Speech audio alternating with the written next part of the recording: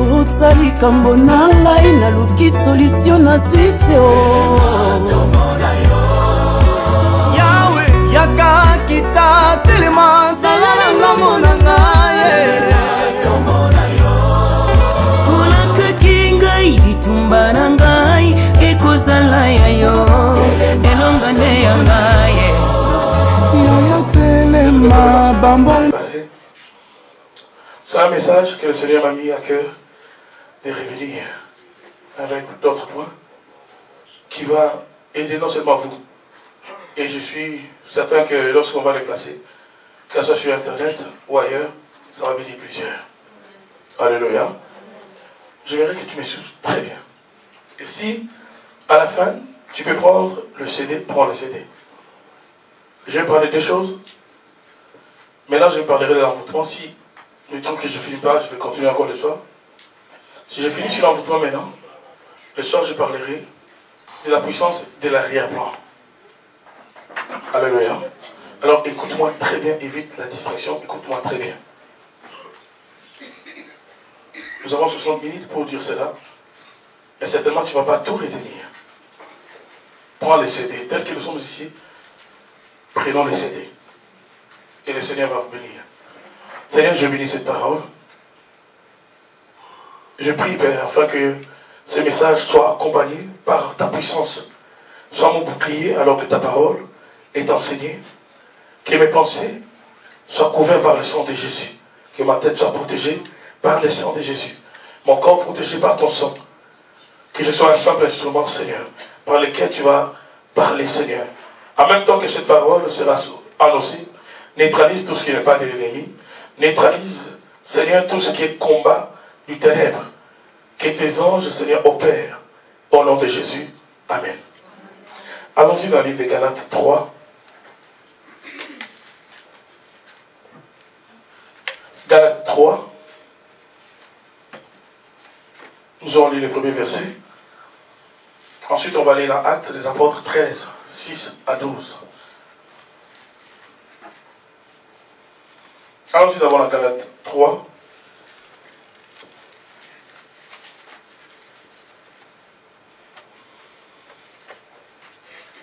La Bible dit ceci, le premier verset. Galates sans intelligence, qui vous a fasciné,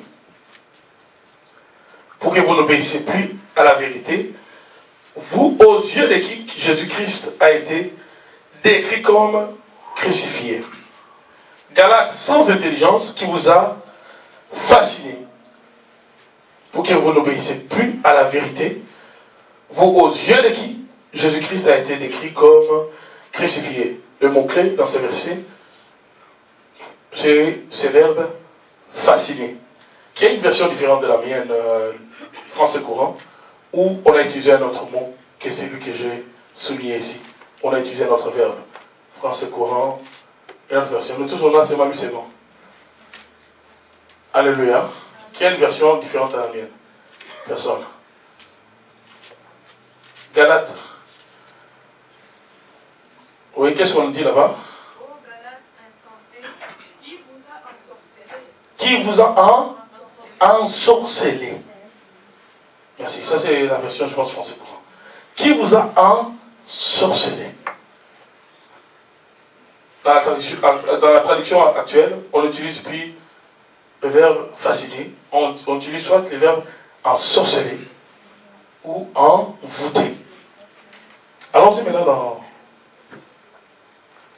Actes des Apôtres.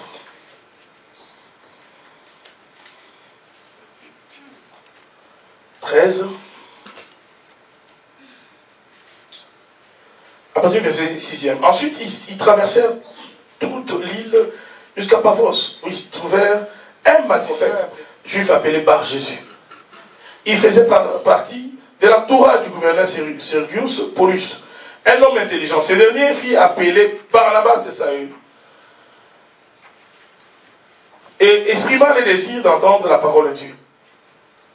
Mais Elimas, le magicien, c'est en effet ce que signifie son nom, s'opposait à eux et cherchait à détourner le gouverneur de la foi.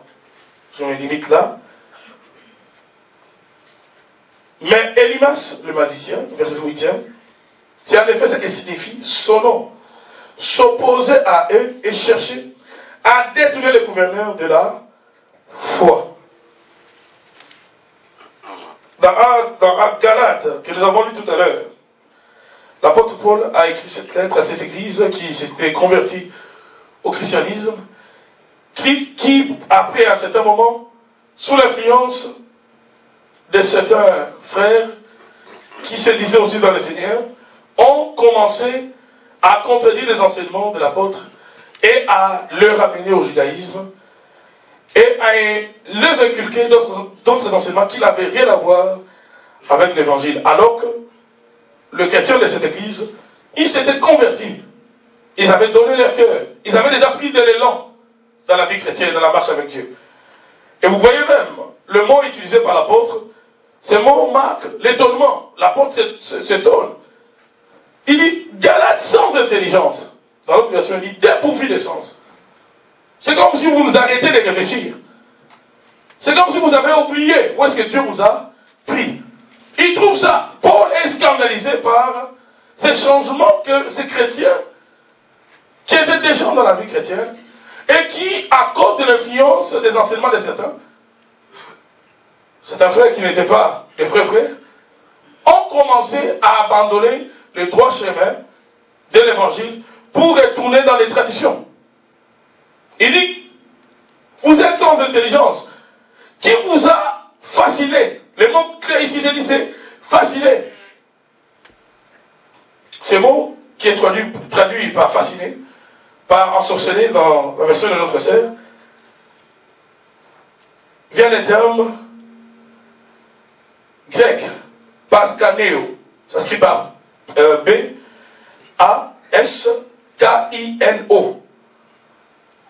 Baskaneo, pardon. Baskaneo. Il y a l'accent circonflexe sur le O. Si on peut le balancer pour ceux qui pourront écrire. B-A-S-K-I-N-O.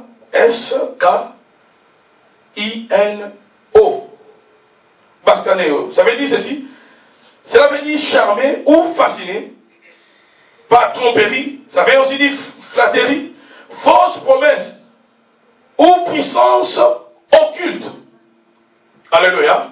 Voilà pourquoi dans notre traduction on dit littéralement envoûté. Qui vous a envoûté? Qui vous a ensorcelé? Et dans la compréhension des gens de cette époque-là, des gens de l'époque de Paul, ils comprenaient exactement c'était quoi l'effet d'être ensorcelé. Pour eux, quelqu'un qui est dans le droit chemin et qui tout d'un coup abandonne ce droit chemin pour emprunter un chemin qui n'est pas meilleur que la route initiale dans laquelle il était, peut relever de l'ensorcellement ou de l'envoûtement. Et direct à cette époque-là, vous allez voir dans les actes des apôtres, la pratique magique, sorcellérique, battait les plans des gens. Paul va utiliser un verbe très fort en grec pour expliquer ces changements brusques dans le comportement de ces chrétiens. Il dit que ces changements-là ne peuvent relever de l'effet seulement de l'envoûtement. Alléluia. Bienvenue dans le Seigneur. Dans le contexte où Paul a dit, peut-être il a pensé cela, peut-être il a déclaré cela en connaissance de cause. Mais laissez-moi vous dire, cette même déclaration que Paul a faite aux chrétiens de Galate doit être faite dans la vie de plusieurs personnes. Il y a beaucoup de gens qui ont emprunté cette direction, tout simplement parce qu'ils subissent le fait de l'envoûtement. Est-ce qu'on peut dire envoûtement? Notez bien ceci, l'envoûtement est l'action d'être envoûté, ou son résultat. Ou encore l'état d'une personne envoûtée. Envoûté veut dire, ou signifie, exercer sur quelqu'un un attrait à une domination irrésistible. Donc on exerce sur quelqu'un une certaine influence. Et la personne ne peut pas résister à cette influence. Plusieurs verbes peut-être utilisés pour parler de l'envoûtement. Envoûtement c'est quoi? C'est captiver. C'est charmer. Vous avez vu même la traduction tout à l'heure en grec. C'est charmer, c'est ensorceler, c'est fasciner, c'est séduire, pardon. Subjuguer, c'est amorcer.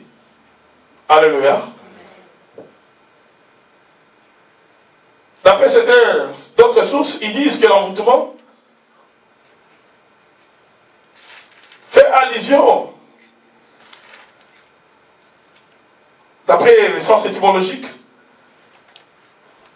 en latin. On dit que l'envoûtement dérive d'un mot latin vultus qui signifie visage. Ça, c'est lorsque nous allons tirer la définition dans la langue latine.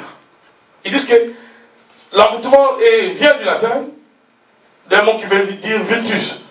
Et d'un mot, pardon, vultus, qui signifie visage. Vultus, ça s'écrit avec V-U-L-T-U-S. Vultus, qui signifie visage, effigie, figure. Cela désigne un ensemble de techniques dont le but est d'infliger à une figure de cire des traitements sauvages. Donc on prend un jouet, une poupée, avec le visage de quelqu'un, on inflige des souffrances, soit avec des épingles, sûrement vous avez déjà vu ça, ceux qui pratiquent les photos les font souvent, soit avec des épingles, des aiguilles. Et ce visage-là, peut-être, c'est cet objet-là, à la forme d'une personne, on peut surtout prendre le chevet de la personne qu'on veut envoûter, et on l'attache à cet objet-là.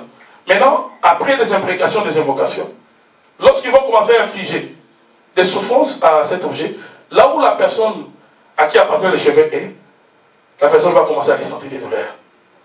Alléluia.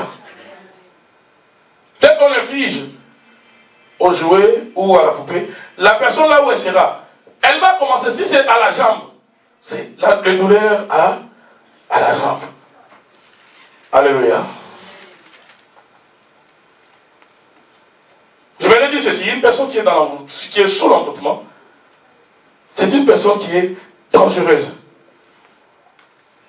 Et c'est une personne qui ne se reconnaît pas comme telle. Alléluia. Quand quelqu'un est sous l'envoûtement, la personne ne sait pas qu'elle est envoûtée. Et essaie de faire comprendre à quelqu'un qui est sous l'envoûtement, que tu es sous l'envoûtement, tu vas avoir des surménages. Tu vas avoir des maux de tête. Quelqu'un qui est sous l'envoûtement, c'est une personne qui est vraiment contrôlée. Quand j'ai dit contrôlée, totalement contrôlée.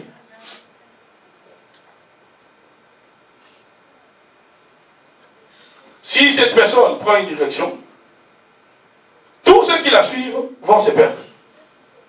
Alléluia. C'est une personne qui est en fait un danger pour elle-même, également pour ceux qui sont autour d'elle. Et l'envoûtement, bien aimé dans le Seigneur, agit de plusieurs façons. Ou l'envoûtement, avant d'ailleurs de parler des manières dont l'envoûtement prend place dans la vie des gens, j'ai dit que l'envoûtement attaque plusieurs domaines de la vie. Ça peut attaquer la santé, comme je l'ai dit tout à l'heure. Mais trop souvent, ça attaque le mental. Ça attaque l'intelligence. Ça attaque les raisonnements. Ça attaque le comportement de la personne. Ça influence les domaines clés de la personne. Quelqu'un qui est sous l'envoûtement, c'est comme si on l'amène dans une distraction permanente. C'est-à-dire la personne qui exerce cet envoûtement ne veut pas que celui qui est envoûté puisse se rendre compte de certaines choses qui sont importantes pour elle.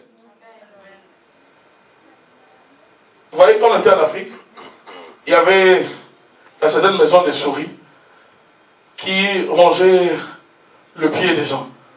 Alors ces souris-là, quand ils viennent la nuit, qu'est-ce qu'ils vont faire? Qu'est-ce qu'on va faire? Elles vont commencer, il y aura d'autres qui vont commencer à te mettre un peu d'air. Ils te mettent de l'air.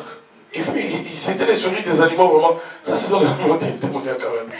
Ils te mettent de l'air. Ça t'endort. Tu as l'air vraiment qui t'endort là, l'air frais là sur le pied.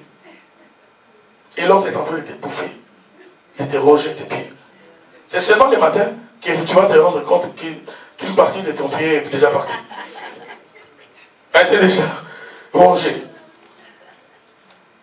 Mais quand ils étaient en train de te ronger, on te mettait un peu d'air pour t'endormir. C'est comme ça que l'envoûtement agisse. On t'endort. Entre-temps, ils opèrent.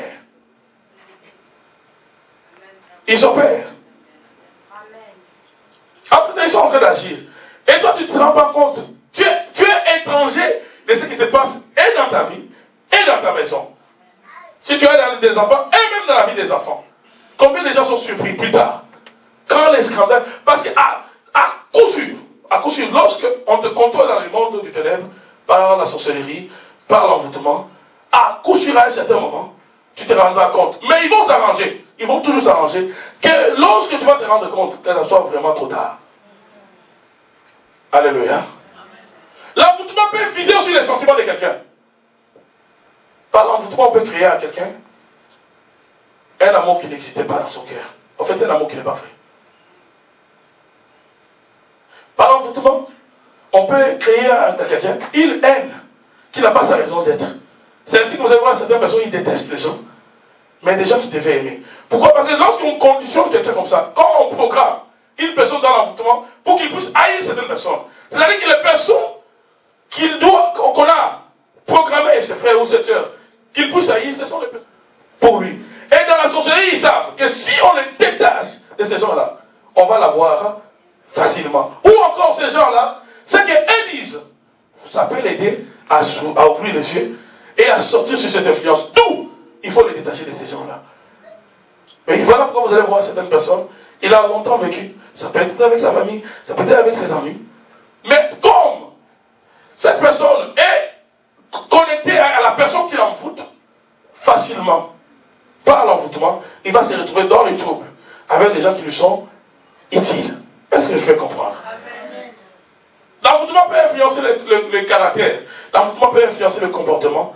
L'envoûtement peut influencer le jugement. Là où tout le monde voit bleu, quelqu'un qui est sur l'envoûtement verra rouge. Là où vous tous vous voyez que c'est dangereux, lui verra vraiment que c'est une opportunité. Les chemins que vous allez dire, ces chemins-là sortent de là. Lui va voir que c'est une opportunité.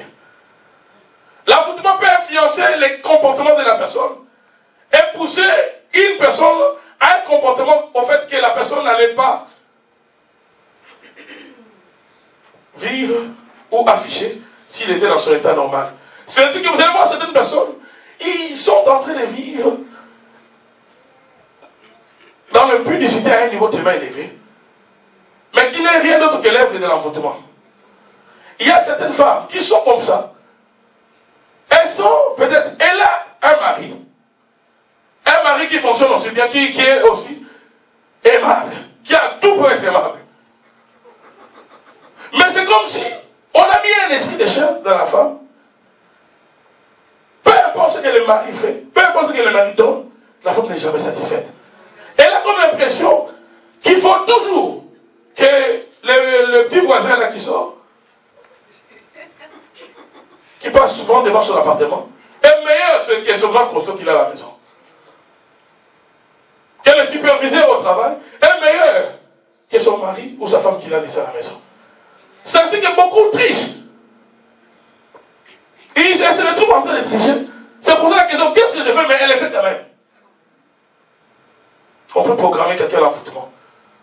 De cette façon, afin que cette personne puisse s'auto-détruire. En fait, soulignez bien cette expression. L'envoûtement programme quelqu'un à l'autodestruction. À l'autodestruction. On peut programmer toute une famille à une dépendance quelconque, à la cigarette, à quelque chose. Et tout, il peut avoir la première personne de la famille, mourir de la chose. Ce n'est pas pour autant qu'ils vont arrêter. Un envoûté, même s'il a des évidences, je dis ici, ce n'est pas cela qui va changer son parcours. S'il est déjà engagé, c'est comme quelqu'un à qui on a enlevé l'intelligence. Quand la personne est déjà engagée sur le terrain, les rails, pardon, de l'envoûtement, de la destruction, ça prend la grâce de Dieu pour que cette personne sorte. Alléluia. Vous pouvez les retenir. C'est ce qu'il veut faire là. Vous pouvez lui donner des preuves. Vous lui dites, mais regarde ton père. Ton père est mort à cause de l'alcool. Ton frère est mort à cause de l'alcool. Mais toi aussi, tu reprends les chemins de ton père et de ton frère. Il peut comprendre 2 minutes. Mais dès que vous coupez la relation avec et que vous partez, vous les laissez. Directement, l'envie d'alcool vient, ça monte jusqu'aux oreilles. Alléluia. L'envoûtement les pousse pousse à toujours prendre quelque chose qui va les détruire, à faire quelque chose qui va les détruire. C'est-à-dire que par l'envoûtement dans la sorcellerie, on peut aussi amener quelqu'un à focaliser son attention sur des choses matérielles qui sont aussi importantes, mais qui ne sont pas prioritaires par rapport aux choses spirituelles. On peut t'amener dans une distraction où toi tu te focalises seulement sur le matériel de la famille, mais la spiritualité de la famille, ça ne te dit plus rien. La spiritualité des enfants, ça ne te dit plus rien. La spiritualité de ton mari, de ta femme, ça ne te dit plus rien. On t'amène seulement dans des soucis où, ah, vraiment, c'est quoi la prochaine voiture? C'est quoi? Qu'est-ce que je peux, combien je peux faire? Tout ça c'est bien, mais ce n'est pas prioritaire par rapport à ta vie. Ce n'est pas prioritaire par rapport à la vie de tes enfants. Ce n'est pas prioritaire par rapport à la vie de ta femme. C'est ainsi que l'envoûtement peut amener quelqu'un de spirituel à une bassesse incroyable. Amen. Incroyable. Ça change ta vision. Ça change ta façon de voir. Et finalement, quelqu'un qui est resté trop longtemps avec la source de l'envoûtement. Quand j'appelle source de l'envoûtement, je vois la personne qui exerce l'envoûtement sur l'autre. Ok? Quelqu'un qui reste trop longtemps en contact avec la source de l'envoûtement, finalement, le comportement de l'envoûtement peut devenir son comportement. Direct même psychologiquement, on dit. Une nation qu'on répète assez souvent tend à devenir notre caractère. Alléluia. Peut-être que je ne l'ai pas dit comme cela s'est dit, mais c'est ça. Quand tu répètes une chose, ça va devenir ton caractère. Quand tu es conditionné à haïr, tu vas devenir un rancunier. Et surtout quand tu restes incontent, parce que l'envoûtement peut être temporaire. On t'envoûte pour une situation donnée, un événement donné. Mais d'autres, on les envoûte pour la vie. Surtout si c'est la personne qui t'envoûte, c'est la personne avec laquelle vous vivez chaque jour. C'est pour la vie. Et c'est le plus grand malheur. C'est le plus grand malheur dans la vie. Que de tomber dans les mains de quelqu'un qui t'envoûte pour la vie. Qui est soit dans la sorcellerie, soit dans l'occultisme. C'est le plus grand malheur. C'est vraiment le plus grand malheur. Et dans le monde du ténèbre, écoutez bien ceci, dans le monde du ténèbre, ils savent comment étudier une personne. Les sorciers ont une vision qui va au-delà de l'apparence. Quand ils veulent détruire une personne, peu importe la personne, je vais vous ramener à l'histoire de Samson avec le Philistin. Quand ils ont voulu détruire Samson, qu'est-ce qu'ils ont fait? Ils ont utilisé plusieurs ruses pour trouver les points faibles de Samson. Ils ont utilisé la femme. Ils savaient déjà qu'à travers la femme, c'est que nous avons tenté d'avoir avec force. La femme aura ça facilement. Ils ont pris Dalila. Ils avaient déjà remarqué que Samson, sa faiblesse, c'était les femmes. Ils ont envoyé Dalila le faire dire de sa propre bouche, je parle de Samson, que Samson lui-même leur donne l'élément clé, l'élément déclencheur de sa force. Ils ont pris le temps d'étudier Samson. Ils ont mis les paquets. Mais ils n'ont pas trouvé. Mais ils ont compris que par la femme, il faut mettre quelqu'un auprès de lui. Même l'homme fort, le plus musclé, va tomber.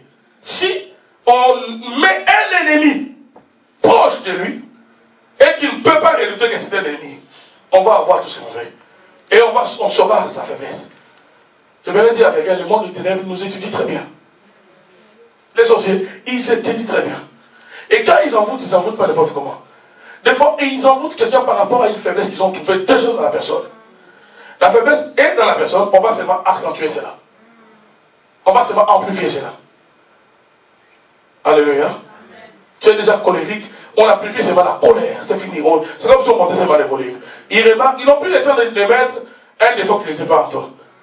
Ils vont seulement voir, ah, toi, ton problème c'est la colère, d'accord. Lui, on va vraiment mettre la colère là au maximum. Comme ça, il va vraiment se fâcher, il va donner un coup à l'enfant ou à sa femme. La police viendra, il va se retrouver en prison, c'est fini. Nous, on a fait notre travail. Alléluia. Ils savent que toi, tu aimes bien l'Internet. Ah, lui, il aime bien l'Internet. Il aime bien les films. On va l'avoir là-bas. C'est ainsi qu'on retrouve même certains hommes de Dieu dépendants de la pornographie. Je vous assure, dépendants de la pornographie, ça commence comment? Parce que quand les sorciers viennent dans l'église, quand ils viennent, ils cherchent à envoûter d'abord qui? Ceux qui sont devant, n'est-ce pas? Je vous dis la vérité. Ils nous visent, nous. Et ils cherchent comment créer même créer une porte d'entrée. Et lorsqu'ils repèrent une faiblesse dans l'homme de Dieu, c'est fini. Ils ne vont pas aller loin, ils vont aller seulement là-bas. C'est là-bas qu'ils vont attaquer. Quand ils savent que toi, tu es quelqu'un qui parle beaucoup, on va utiliser seulement les langages. Quand ils savent que tu as une faiblesse envers les hommes, oh là là, ils en feront défiler devant toi. Alléluia. C'est pour désorienter quelqu'un. Je vous rappelle à ce que j'ai dit hier. L'année passée, c'est que cette sorcière qui a avoué sa sorcellerie ici m'avait dit que lorsque vous prêchez, nous sommes là pour vous désorienter. C'est un combat lorsque nous prêchons. Il faut prier pour nous. C'est un combat. C'est un combat quand un prêtre prêche. Je l'ai dit même pour tous les prédicateurs qui vont me suivre sur CD, DVD. C'est un combat, un prédicateur qui ne se prépare pas. Tu peux être le meilleur prédicateur. Mais s'il y a des grands sourcils qui sont bien préparés, tu vas te retrouver en train de faire n'importe quoi, de dire n'importe quoi. J'ai été une fois envoûté dans ma vie. Ma mère est là. J'étais jeune, je suis allé prêcher dans une jeunesse. Je ne m'étais pas bien préparé. Il y a préparation et préparation. Il y a certaines préparations par rapport au terrain où tu vas. Ta préparation est une préparation, mais n'est pas à leur niveau. Malgré que tu as prié, mais ce n'est pas à leur niveau. Tu vas là-bas, ils t'envoûtent. J'arrive devant ces gens-là. Je prêche, mais j'avais déjà tellement de flèches qui m'ont atteint. Dès que j'arrive à la maison, malade. Et même quand je parlais des fois, je me perdais. Je ne savais pas qu'est-ce qui m'arrivait. Je pense que ma mère, elle avait vu que ce n'était pas normal. Je suis rentré, je n'avais même pas dit à quelqu'un de ma famille qu'est-ce qui m'était arrivé ce jour-là. J'avais 13 ans, 14 ans. J'étais allé prêcher dans une jeunesse d'une église. J'étais couché au petit salon. Ma mère a demandé à 3 autres femmes qui priaient avec elle. Et moi, c'est qu'elles ont commencé à prier. Directement, il y a une femme avec qui priait ma mère qui va avoir un message. J'aime quand Dieu parle avec exactitude. Elle va dire, cet enfant est allé prêcher, elle est allé parler à un endroit où on l'a envoûté. Il n'était pas prêt pour aller là-bas. Il faut briser l'envoûtement. Et ils ont commencé à prier, faire prier l'autorité au nom de Jésus. Pendant des heures. Quelques heures après, je me suis senti très bien. Et j'avais écouté ce qu'elle avait dit. Et moi, dans mon cœur, j'ai dit, non. Ah bon? C'est vraiment comme ça? Donc, comment j'ai parlé là-bas? Il y en avait qui m'envoûtaient. Mais dans mon cœur, je me suis dit, mais j'avais prié. J'ai préparé 1 heure du temps, 2 heures du temps. J'ai compris, j'ai dit non. Je suis allé voir un ami avec qui j'ai partagé tout. C'était vraiment un compagnon. Je suis allé le voir, il est pasteur à Kinshasa. Je suis allé voir le pasteur David. J'ai dit non, mon cher, c'est là où on était allé. Quand je suis rentré, moi je suis tombé malade. Et quand je suis tombé malade, maman et ses amis sont venus prier. Écoute ce que Dieu a dit. Mon ami a dit, écoute, on va prendre 2 semaines de jeûne. 2 semaines de jeûne et puis on va rentrer là-bas. Parce qu'on m'avait encore séduit. J'ai dit, ça, je ne veux pas rater cette opportunité. On a pris 2 semaines de jeûne. Et le soir, dès qu'on finissait l'école, on allait dans la maison de cet ami. Ils avaient un garage. Son père avait un garage où il avait sa voiture Toyota.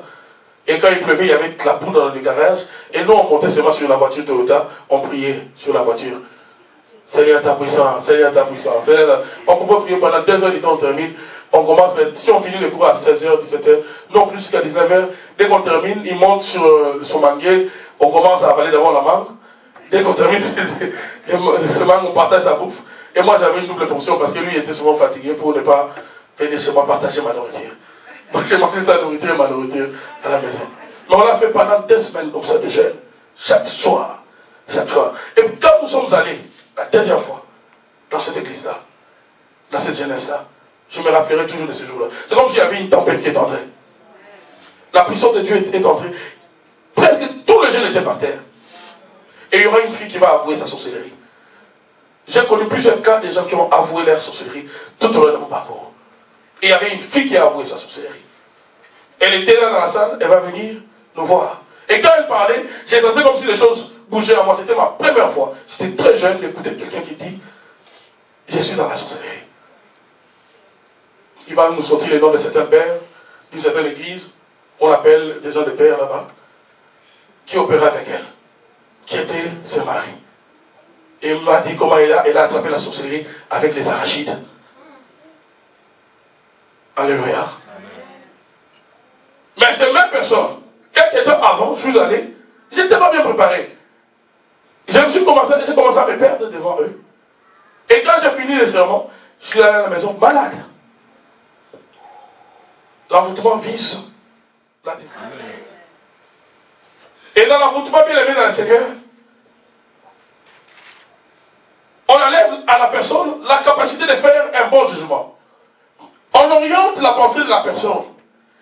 On te dit par exemple, tu vas réfléchir de l'endroit où se trouvent ces baffles-là, jusqu'ici au milieu. Mais d'ici jusque-là, non.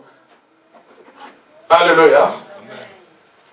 Voilà pourquoi bien aimé dans le Seigneur, il faut toujours prendre le temps de prier. Vous savez, j'aime cette déclaration que David dit quelque part dans les psaumes. Il dit, le Seigneur éternel, protège ma tête au jour du combat.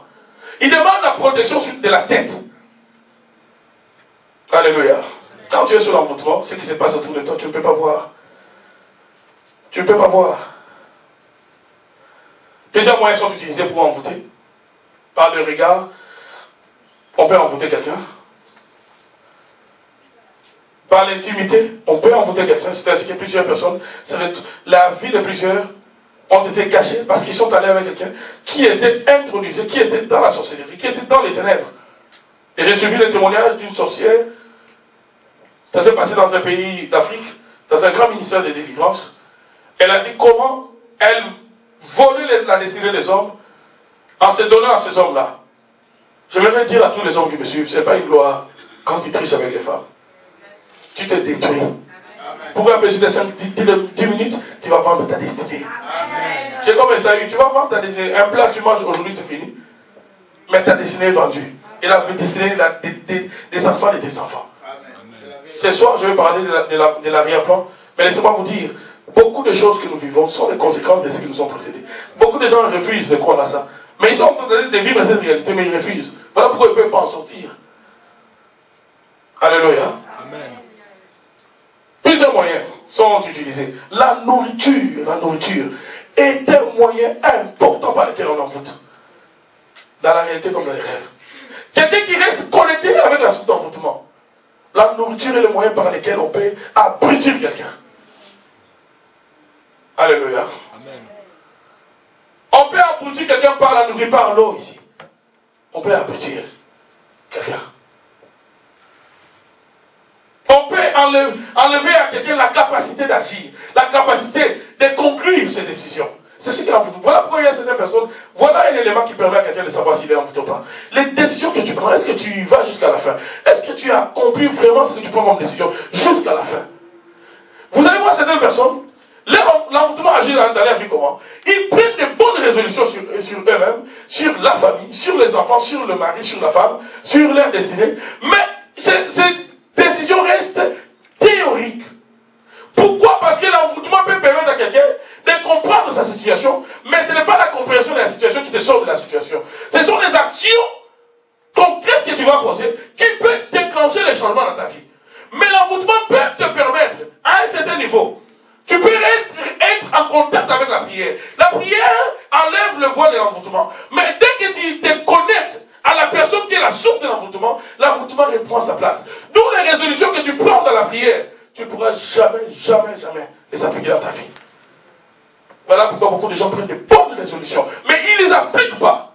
Pourquoi? Parce qu'ils restent connectés avec la source de l'envoûtement. Si ce n'est pas la nourriture, dès que la personne va manger, c'était fini. Tout ce qu'il avait pris comme résolution, dans l'eau, dominé totalement. Est-ce que je parle à quelqu'un? Lève ta main droite avec moi, Seigneur Jésus. Cet après-midi, je te demande de me faire grâce. Car tout ce que je mange, tout ce que je bois, je ne le sais, Seigneur. Mais toi, tu le sais. Je te demande, Seigneur, d'éliminer dans mon esprit toute forme d'envoûtement. Donne-moi la capacité de bien décider et d'accomplir ma décision. Au nom puissant de Jésus. Il faut faire un suivi sur les décisions que tu prends.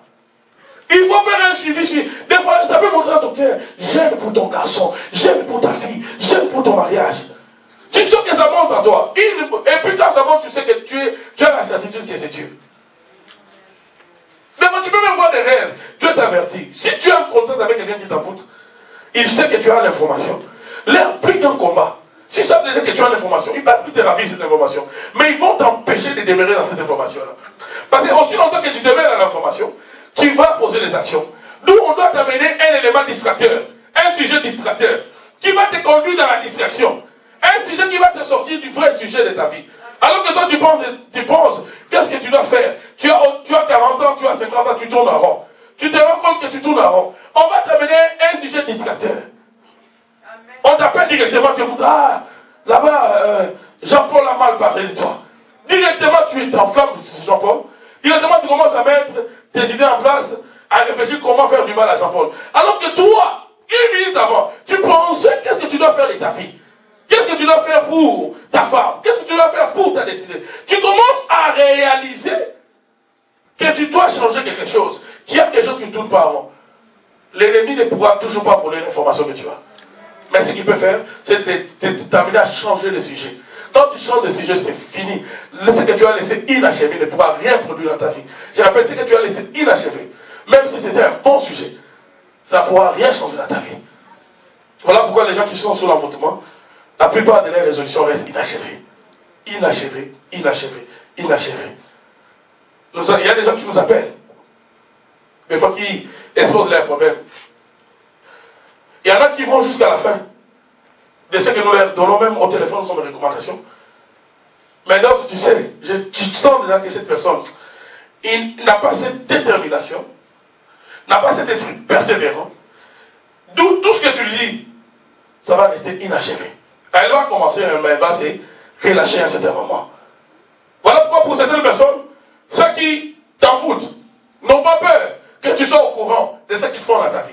Ils savent que même si tu sais, c'est pas pour autant que tu vas en sortir. Ils savent comment ils vont te tripler. Et par la nourriture, les sorciers savent faire leur travail. Alléluia. Vous savez, souvent vous entendez cette expression, être contrôlé par la sorcellerie. Un enfant peut contrôler. Nous avons vu des cas où un enfant a contrôlé sa mère, a contrôlé sa famille, un enfant qui est dans la sorcellerie. Je vous ai donné un exemple, je pense avant-hier. Quelqu'un qui est dans la sorcellerie peut te contrôler. Toi, tu as comme l'impression, parce que lorsqu'on dit contrôler, tu as comme l'impression qu'il vient devant toi. Allez, agenouille toi, tu t'agenouilles. Non. Quelqu'un qui est dans les ténèbres et qui est la source de l'envoûtement peut te contrôler sans rien dire. C'est-à-dire quoi? Comme toi, tu es en train de consommer l'élément qui t'envoûte, ce que cette personne-là te dit spirituellement, c'est ce que toi tu vas faire la journée. C'est pas qu'il vient comme ça, il te donne des ordres.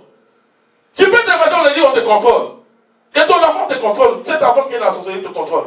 Cet homme qui est dans la sorcellerie te contrôle. Tu te fâches. Moi, jamais. Moi, un homme ne contrôle jamais.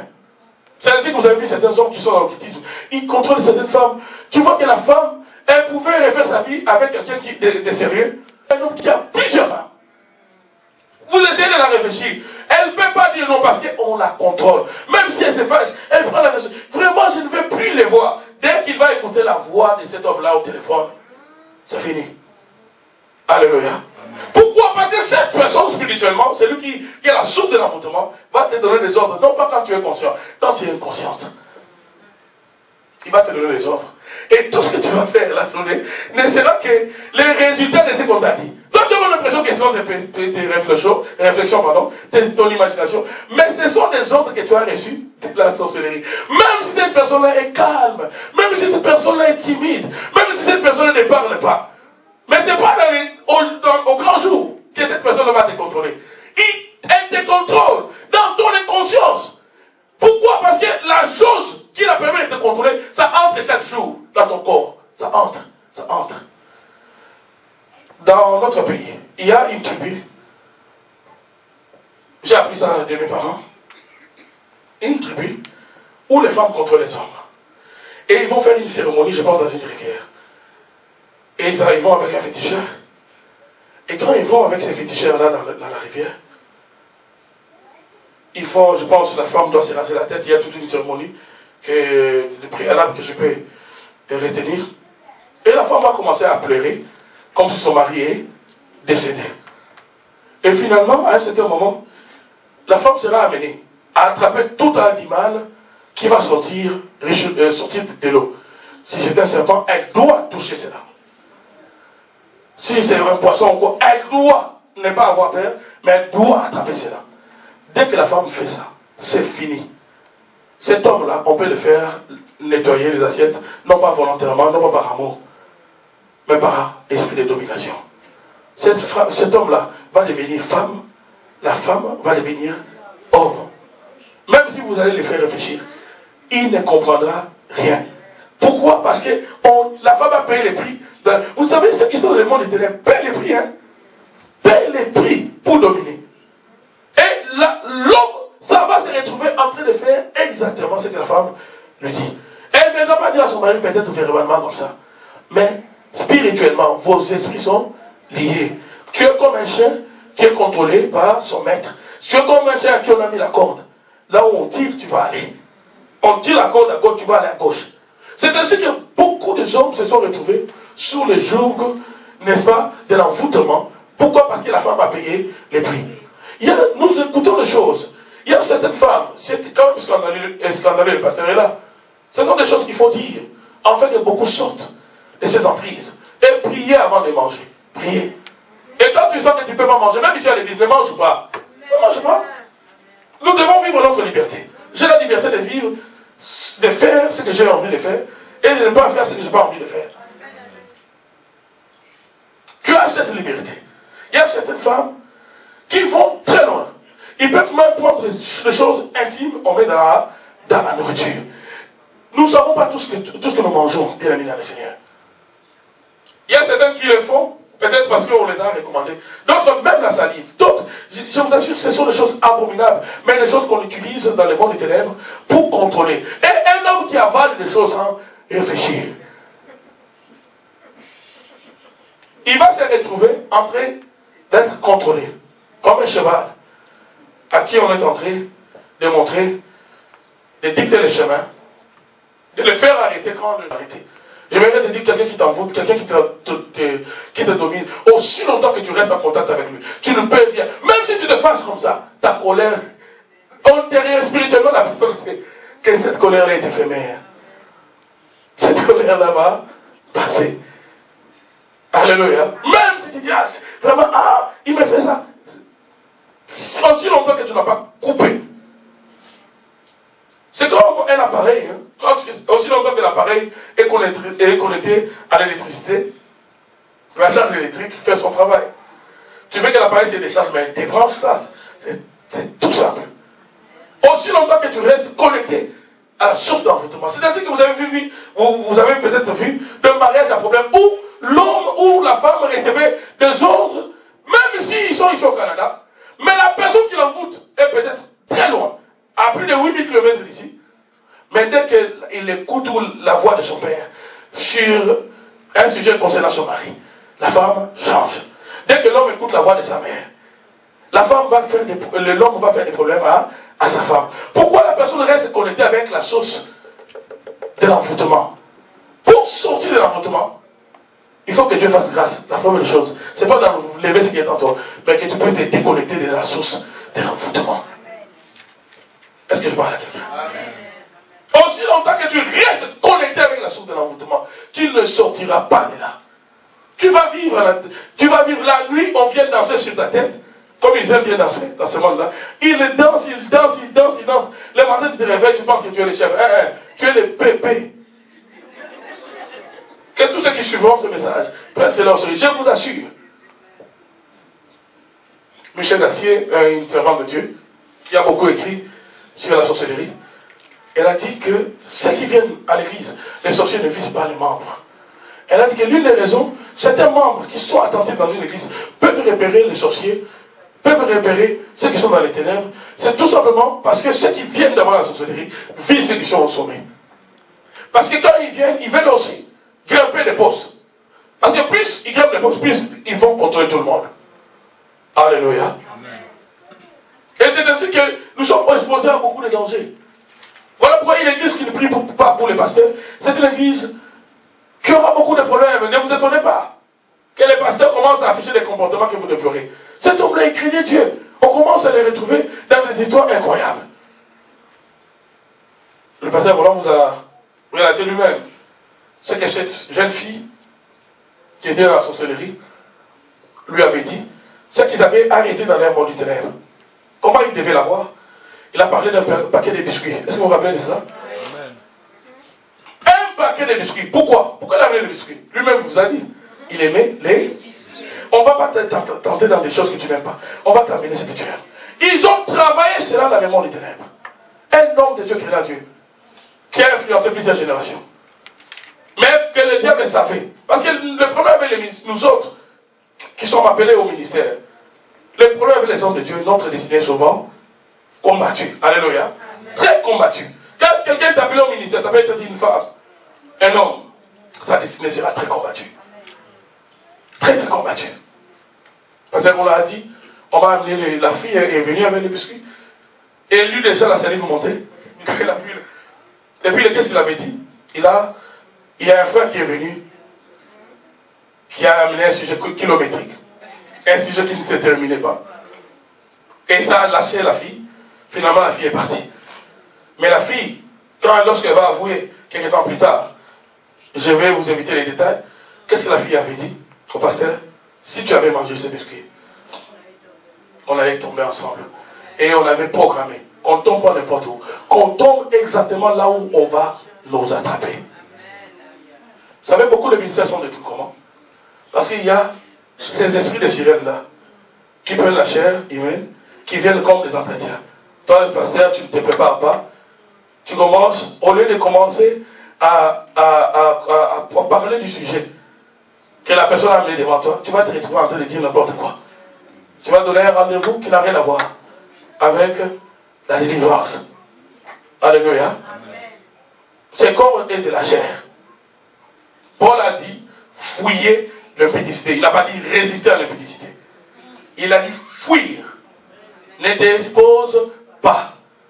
Cette chair-là qui vient, qu'on a préparée. Et puis souvent, ils préparent toujours le prototype qu'ils savent, qu'ils ont étudié que toi, face à ces prototypes-là, tu ne résisteras jamais. Aujourd'hui, la chute de beaucoup de hommes de Dieu, c'est le résultat d'une analyse satanique, diabolique, bien élaborée, bien préparée, bien cuite, et puis maintenant qu'on va mettre en exécution. Et c'est ainsi que plusieurs tombent. Vous allez voir, il arrive, quand plus l'église grandit, la potentialité d'avoir beaucoup de sorciers est élevée. Plus l'église grandit, la potentialité d'avoir beaucoup de sorciers est élevée.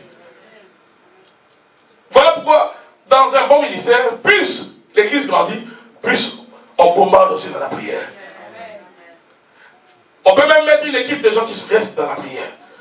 Dans le ministère de cet homme Nigérien Tibi Joshua là, ce sont des gens, toi tu ne peux pas aller blaguer là-bas, même s'ils viennent 5000 par jour là. Ce sont des gens qui restent, vous voyez, des gens qui dorment dans la prière. Je ne sais pas s'ils dorment seulement. Ils dorment dans la prière, ils se réveillent dans la prière. Tu vas là-bas sortir, on va t'attraper comme un enfant comme ça. Va pour envoûter. Combien de gens on a vu dans les vidéos que cet homme de Dieu a attrapé comme ça, qui viennent. Ils vont mettre des fétiches tout autour de la hanche. Ils viennent pour défier. Bien le Seigneur, l'église doit prier. Ce que nous sommes en train de faire, comme travail ici, ne fait pas de nous des amis ici dans cette ville. Mais nous avons beaucoup d'ennemis. Et c'est eux-mêmes qui sont à l'église, qui viennent à l'église, mais qui nous critiquent. Mais ils continuent de venir. Alléluia. Ça ne fait pas de nous des amis. Nous sommes la cible. On étudie comment on va l'avoir. Lui, comment on va l'avoir. Le plus important, c'est de chercher comment l'envoûter. Donc l'envoûtement, bien aimé dans le Seigneur, utilise plusieurs moyens pour contrôler la personne. Comment reconnaître que quelqu'un est envoûté?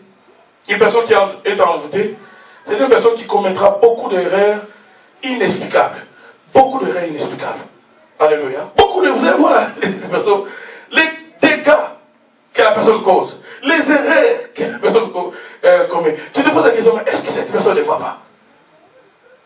Alléluia. Cela peut même passer par des pertes brutales. des biens et des richesses à des moments où on en a le plus besoin. Voilà certaines personnes, dès qu'il cherche un emploi, les diplômes là qui traînaient chaque jour là, dans sa chambre, seulement le jour où on l'appelle pour cet entretien-là, quel diplôme là va disparaître. On te demande, tu as tel diplôme, à tel domaine, oui. Amène-nous ton diplôme. Tu rappelles la parole, je n'ai pas trouvé, je vais amener demain. Après demain, tu ne vas pas trouver ça. Dès que le temps qu'on a assigné pour toi va expirer, on va prendre quelqu'un d'autre. Là, le diplôme va réapparaître. Dès que tu vas rappeler là-bas, j'ai trouvé le diplôme, c'est fini, on a déjà quelqu'un d'autre. Tu n'es pas sérieux, c'est fini. Contrôler son envoûtement. On peut reconnaître quelqu'un qui est envoûté à travers ses actions. Vous allez voir, certaines personnes, ils ont la provocation facile. Provocation facile.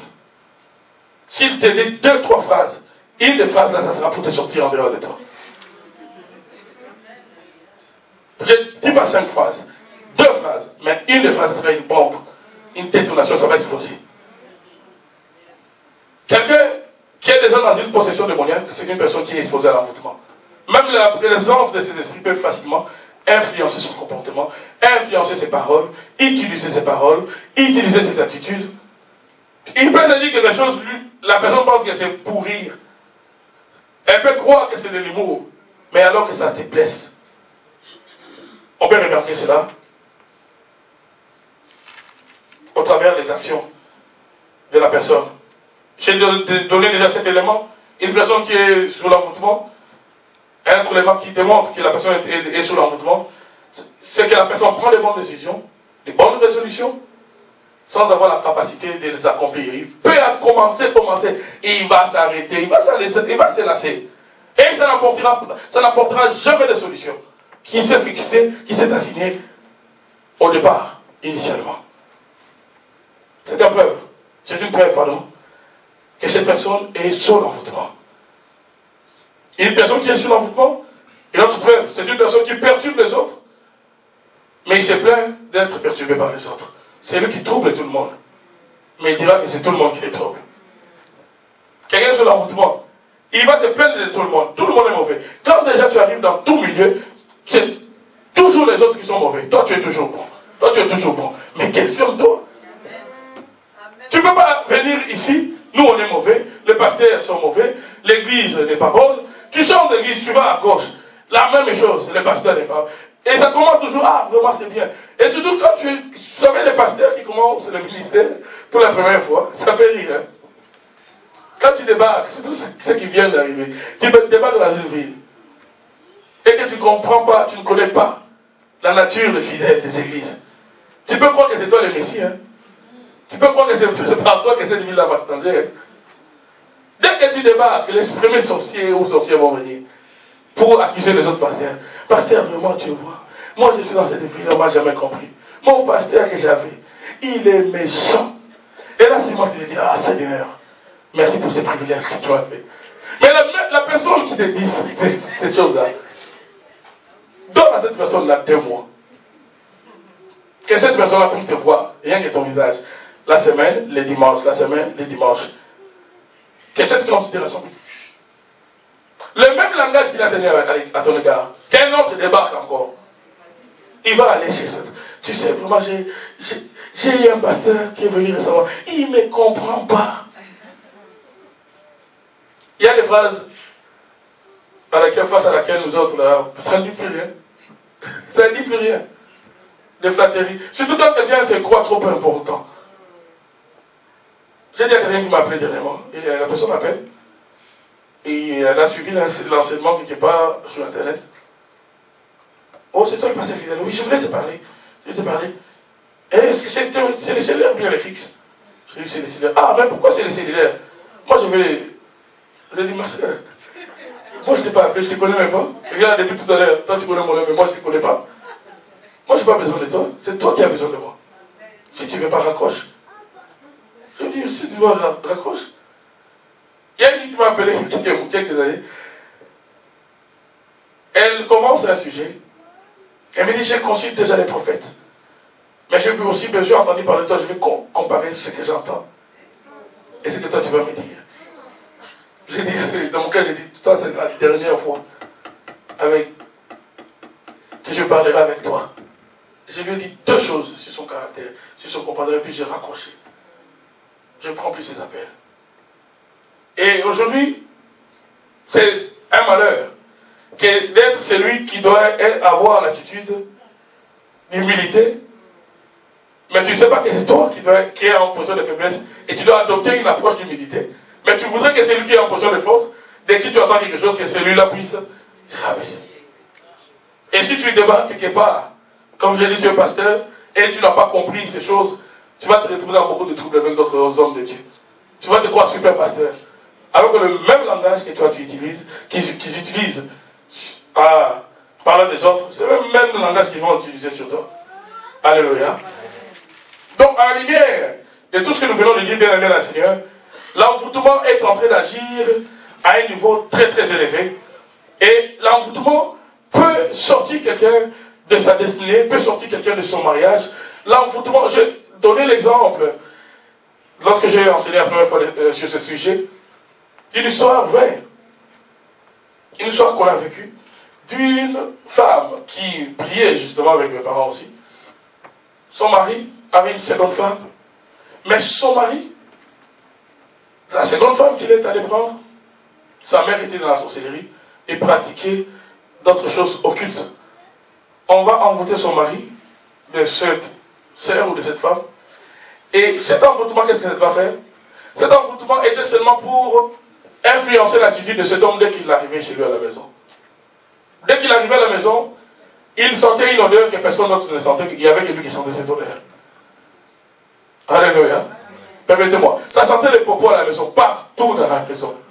Dès qu'il entrait, ça sentait, lui, ses narines, sentait cette odeur. Même si on l'a parfumé, désodorisant, tout ce que vous voulez. La femme a tout essayé. Quand il entrait dans la parcelle, il pouvait avoir l'air joyeux. Mais dès qu'il sortait de la voiture, on dit directement le visage changé. Travailler dans le monde des ténèbres, programmé à détruire son mariage, afin d'aller vivre avec cette sorcière-là. Comme il était lui-même sans le Seigneur, et qu'il restait en contact avec quelqu'un qui était la source de l'envoûtement, alors, on faisait qu'alimenter cet envoûtement-là. Chaque jour, on augmentait la dose un peu. Quand il allait chez sa première femme, même si tout au long de la route il était joyeux, dès qu'il débarquait à la maison, le visage change. Ça sent mauvais. Il ne peut pas traîner. Et surtout à la chambre, n'en parlons pas. Conséquence, la femme rejetée. Un jour, la femme a demandé aux autres mamans de venir à la maison. Elle a demandé aux autres de sentir un peu la maison. Est-ce que vous sentez quelque chose? Allons-y un peu dans ma chambre. Est-ce que vous sentez quelque chose? Oh non. Mais quand il va venir ici, lui, il va sentir l'odeur que personne ne sent. Programmé dans l'envoûtement. On le programme à détruire son mariage, à haïr sa femme. Et laissez-moi vous dire, ça a mal fini cette histoire-là. Mal fini pour la pauvre femme. Alléluia. Il y a beaucoup de choses à dire sur l'envoûtement. Mais je pense que les quelques points que j'ai soulignés ici sont importants. Comment sortir de l'envoûtement? Pour y sortir bien aimé la Seigneur, ça prend la grâce du Seigneur. Pour sortir de l'envoûtement, ça prend pas. Quelqu'un qui est sous l'envoûtement peut beaucoup prier, mais il n'est pas sortir de cet envoûtement si la personne reste en connexion, en contact avec la source de l'envoûtement. Pour sortir de l'envoûtement, par la grâce du Seigneur, ça prend que tu puisses te déconnecter de la source de l'envoûtement. Si c'est par la nourriture, si c'est par un contact quelconque, tu dois couper ces contacts-là. Un médecin ne s'opère pas lui-même. Même si tu es serviteur de Dieu, quand tu constates qu'il y a des effets de l'envoûtement, il faut que d'autres serviteurs de Dieu fassent le travail dans ta vie. Voilà pourquoi j'ai dit, même le plus grand chirurgien ne peut pas se mettre sur le lit de l'hôpital et commencer à s'opérer. Sortir de l'envoûtement, surtout Un envoûtement qui est permanent. Un envoûtement qui est longtemps resté dans ta vie. Ça nécessite que d'autres puissent faire ce travail-là pour toi. En toi, par la prière, par la délivrance. Alléluia. Ça prend d'abord la grâce de Dieu, c'est le point de départ. Parce que c'est une position dans laquelle la personne ne se reconnaît pas. La personne n'acceptera rien du tout de tout ce que vous allez lui dire. Rien du tout, rien du tout. Rien du tout. Vous allez devenir plus ses ennemis que ses amis. Parce que sa réflexion est contrôlée. Ses pensées sont contrôlées. La personne qui l'envoûte, c'est comme s'il détient son cœur entre ses mains et il regarde, il lit. Quand il commence à voir que, il commence à m'échapper. Je vais un peu donner encore un peu plus de dose. Vous voyez, même dans les films, on voit comment les espions ou les méchants endorment les gens avec la drogue, tout ça. Lorsqu'ils s'enlèvent, ils kidnappent quelqu'un, on fait des injections, tout ça. Alléluia. Ça prend la grâce de Dieu et ça prend qu'on fasse le ministère en toi, par des gens que Dieu a oint. Par des gens qui comprennent aussi ces effets-là.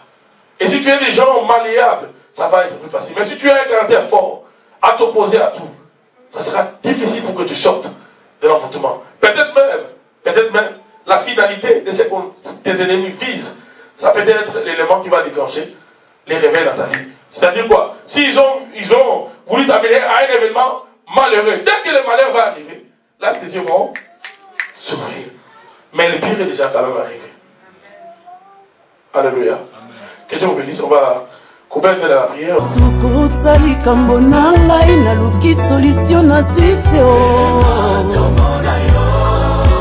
Yahweh, yaka kita telema salala ngamona ngaye.